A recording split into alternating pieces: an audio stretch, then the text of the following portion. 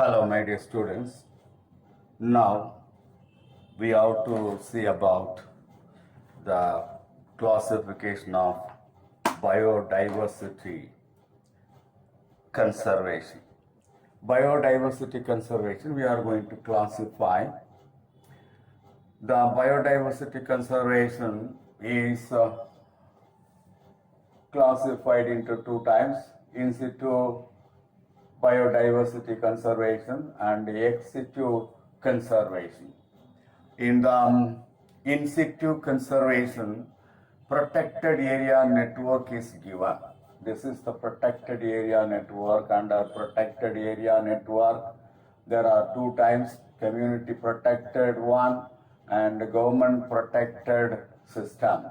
Community protected system includes sacred groves, sacred lakes, sacred groves and sacred lakes are included. For example, Sitanavasal is an example for sacred groves. Government protected area is classified into three types: wildlife sanctuaries, national park, biosphere. Under biosphere, terrestrial biosphere and marine biosphere. For wildlife sanctuaries, Meghamalai, I have explained last class, and Satyamangalam wildlife sanctuaries, they are the example for wildlife sanctuaries. National parks, Gindi National Park and Periyar National Park, these two are the example for national parks. Biosphere reserve, biosphere conservation, under this terrestrial biosphere conservation and marine biosphere conservation. For terrestrial biosphere conservation, Agastya Malai, that is the example for terrestrial biosphere conservation. For marine biosphere conservation, example, Gulf of Mannar. So all those things we have explained last class. What is sacred plants? What is seed banks? What is botanical gardens? That is coming under ex situ conservation. Ex situ conservation is divided into three types: sacred plants, that is home gardens. When we grow valuable plants, when we grow our vegetable plants like brinjal, tomato, etc., that is the sacred plants, home gardens. Seed banks, when the seeds, different types of seeds are preserved and conserved in a place, particular place, that is considered as the seed bank, like that. Pollen banks, field gene, cryopreservation. Cryopreservation is a method of preserving plant materials, valuable plant materials, including the seeds, valuable seeds, under minus 196 degrees C in liquid nitrogen. That is cryopreservation, very valuable method of preserving and conserving plant materials. Botanical gardens, arboreta, zoological parks, and aquaria, these are all the examples for ex situ conservation. Ex situ conservation means outside the natural environment. When we grow plants and animals in the botanical garden, about plants, botanical gardens; about animals, zoological park, etc. in the aquaria, that is ex situ conservation. So these are all the types of classification, types of conservation.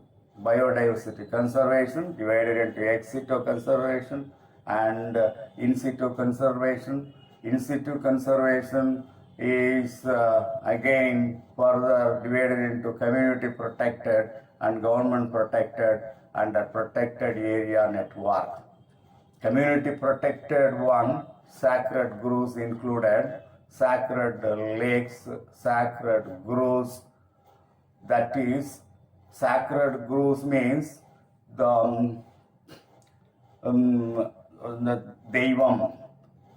Devam surrounded by groves, topu, that is sacred groves.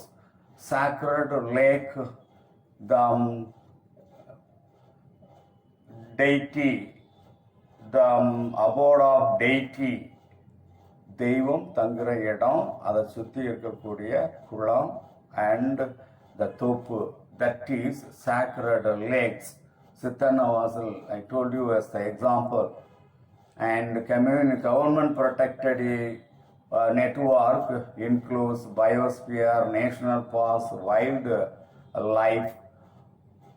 They are included under biosphere, terrestrial biosphere conservation and marine biosphere conservation.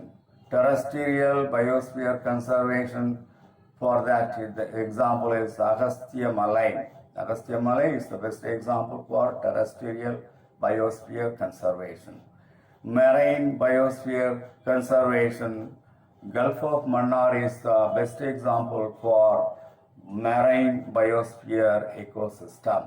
National parks, Gindi National Park and Periyar National Park, I told you.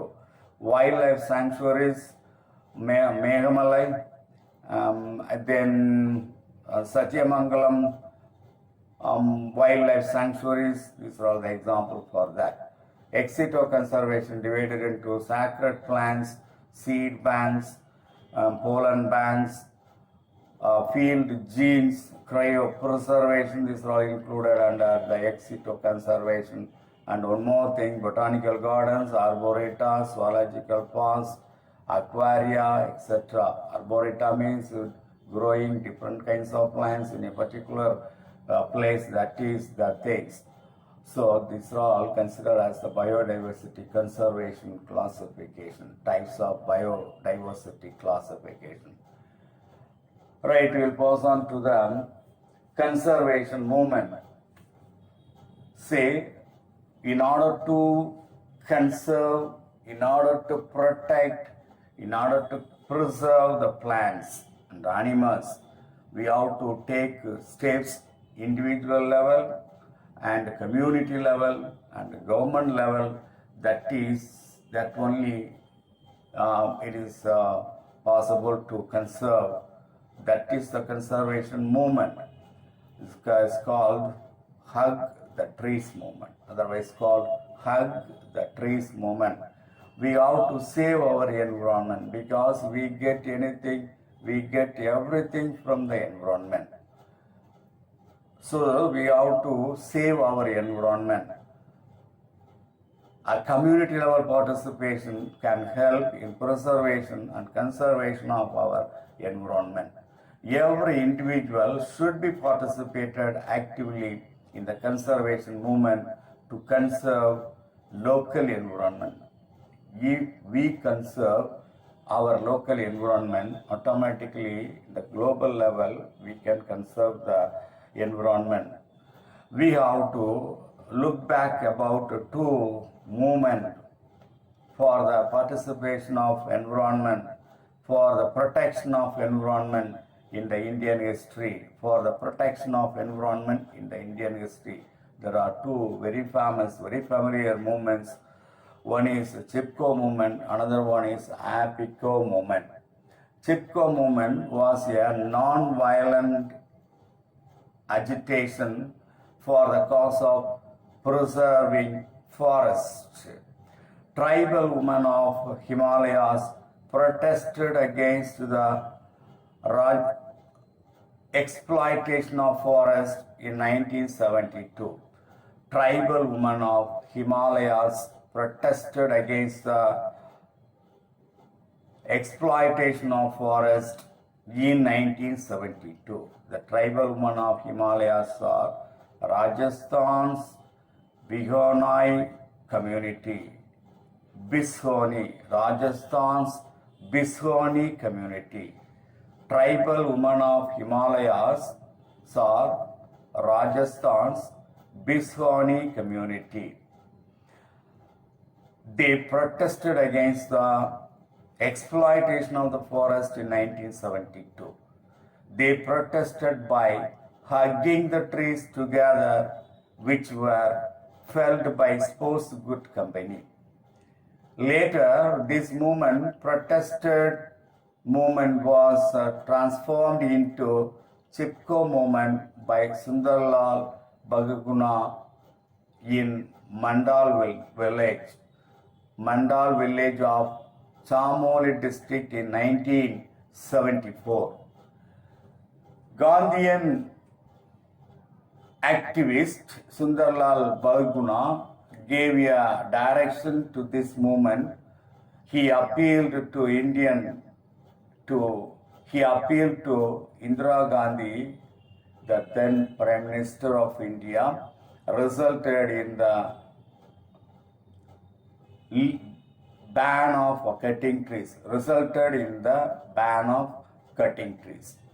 The government passed the Forest Protection Act, and then Prime Minister banned cutting of forest trees for 15 years in Himalayan areas. So, the government passed the Forest Protection Act, and then Prime Minister banned cutting of forest trees for 15 years in Himalayan areas. Main feature: the Chipko movement was not political. That is number one. It was a voluntary movement based on Gandhian thought. Point number two. It was concerned with the ecological balance of nature. That is point number three. The main aim of Chipko movement was to give a slogan of 5 F's: food, fodder, fuel, fiber, and fertilizer, to make the communities self-sufficient in all their basic needs. These are all the 4 main features of this Chipko movement.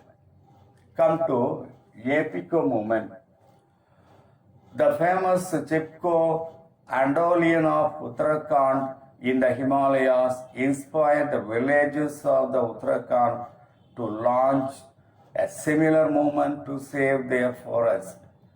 The Epiko movement was started in Gubi Gadi, a small village near Sirsi in Karnataka, by Panduranga Hegde in September 1983. Panduranga Hegde is an environmentalist.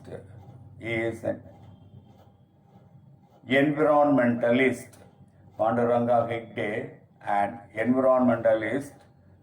The Epiko movement was started in Gubi Gade, a small village near Sirsi in Karnataka, by Panduranga Hegde, an environmentalist, in September 1983. This movement was started to protest against felling of trees, monoculture, forest policy, and deforestation.